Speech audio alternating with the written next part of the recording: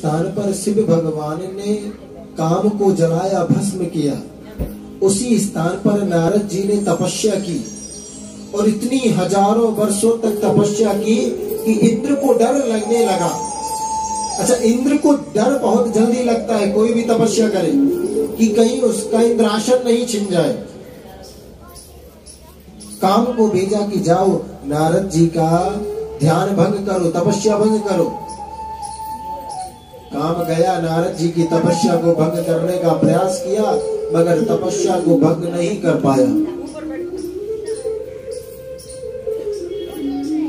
नारद जी से लज्जित होकर काम वापस आया। नारद जी की आंखें खुली, तपस्या पूर्ण हुई।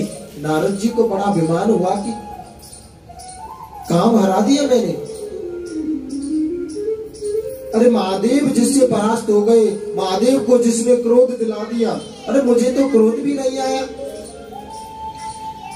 और काम को मैंने हरा भी दिया, मुझ पर तो मामूली सा कोई असर भी नहीं हुआ। महादेव जी के पास जाकर अपनी व्याख्या का वर्णन करने लगे कि प्रभु मैंने काम को परास्त कर दिया।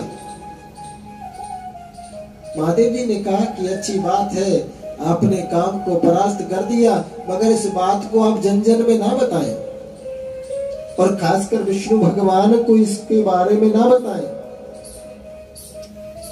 अब तो नारद जी से रहा नहीं गया कि कहा कि कहीं शिव बाबा काम को जीत नहीं पाए, अपनी बात को दबाने के लिए मुझसे मना कर रहे हैं कि नारद ने काम को जीत लिया, अब इसका प्रचार नहीं हो।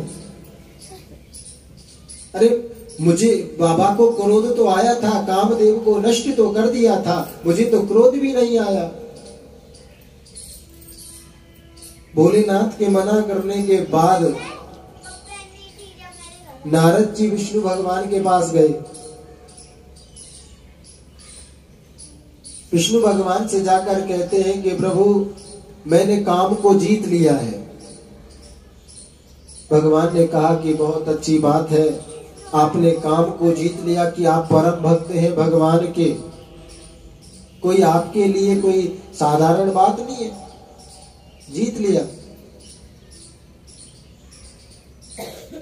अब भगवान ने कहा कि इस नारद के अभिमान को तोड़ना भी आवश्यक है।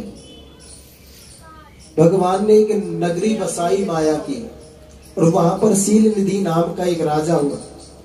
उस राजा की कन्या का आज स्वयं